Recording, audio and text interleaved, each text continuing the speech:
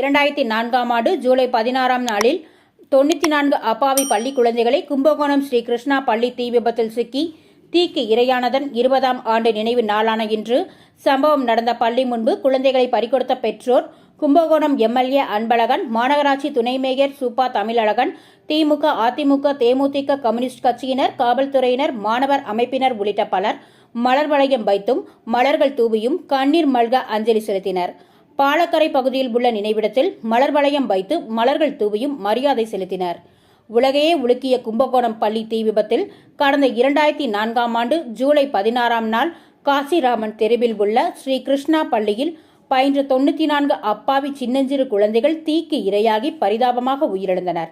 இதில் 18 குழந்தைகள் படுகாயமுற்றார்கள். இதன் 20ஆம் ஆண்டு நினைவு நாள் இன்று அனுசரிக்கப்படுகிறது.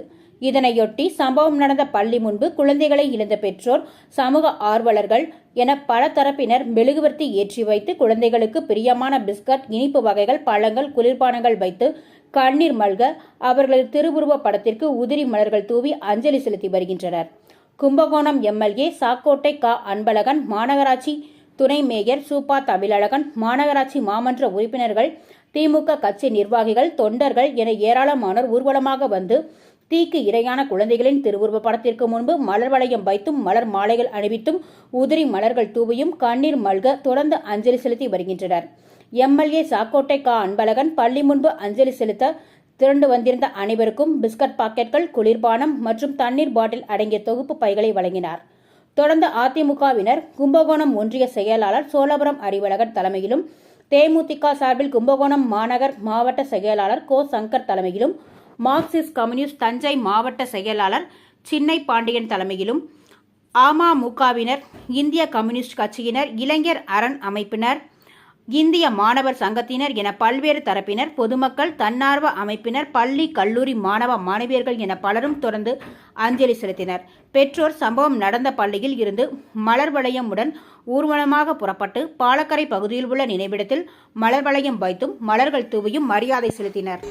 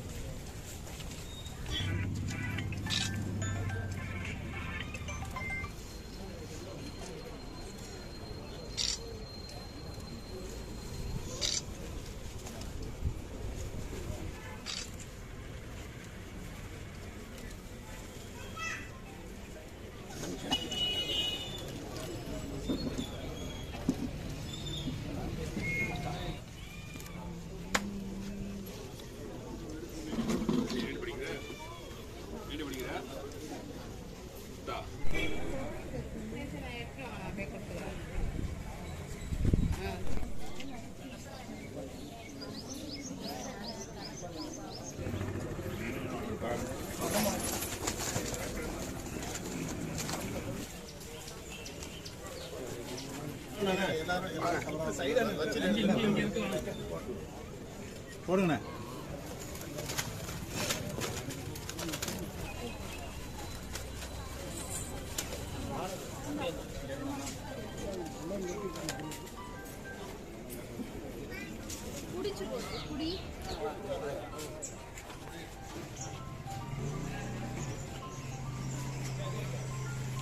எல்லாரும் பூவை கையில் வச்சுங்க. போடுங்க.